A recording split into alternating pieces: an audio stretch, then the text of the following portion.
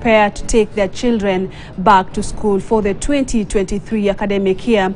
There have been concerns of some schools not meeting the requirements to host junior secondary classes. This morning, Clement Masombo is doing a spot check in Nyeri on schools that met the requirements set by the Minister of Education. Crossover. Let's now cross over live to Nyeri, where Clement is. Good morning to you, Clement. What have you been able to establish so far? Good morning to you, Purity. Indeed, there have been those concerns of some schools that were not able to meet the requirements set by the Ministry of Education as far as hosting the junior secondary classes is concerned. And among the requirements that were set by the Ministry of Education included ensuring that each school has a science laboratory, as well as the schools also required to have enough piece of land. Of course, that is maybe just for the purposes of expansion for future use.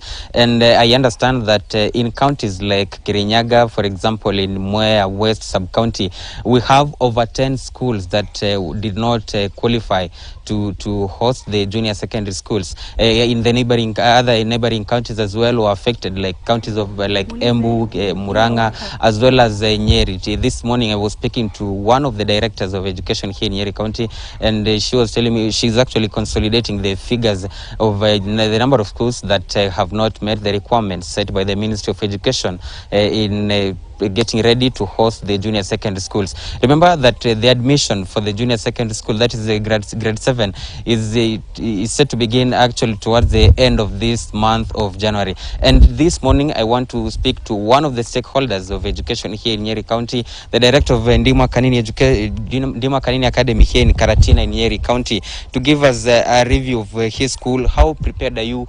Have you met the requirements set by the Ministry of Education as far as hosting the junior secondary classes is concerned?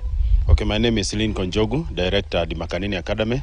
I must say that we are very lucky having completed all the 4 classes required for junior secondary. We have a laboratory, we have a home science lab, and last week we were inspected, and I can assure the nation that we are good to go. So far we have 200 slots, and we are remaining with around 17. I must say that we are ready, and come next week but one, we are going to open, and everything is fine. We have the uniforms, we have the furniture, and we have all the requirements that are required for junior secondary. But then there are a number of schools that did not meet the requirements that were set by the Ministry of Education.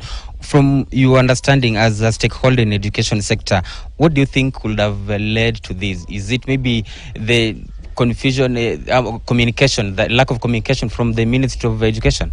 I must say that for private school, none would like to close his business. If the government gives private school enough time, I believe that all of them are capable in this transition of junior secondary. Because if we close them up, we shall have a lot of mess and congestion in the available schools. And as far as also preparedness is concerned, there were a lot of communication clashes from the Ministry of Education. Some quarters were saying that the government is intending to abolish boarding schools. Some were saying the government is not abolishing secondary boarding schools. Eventually, they have communicated finally that they will be holding on to the boarding schools. How were you affected as a stakeholder?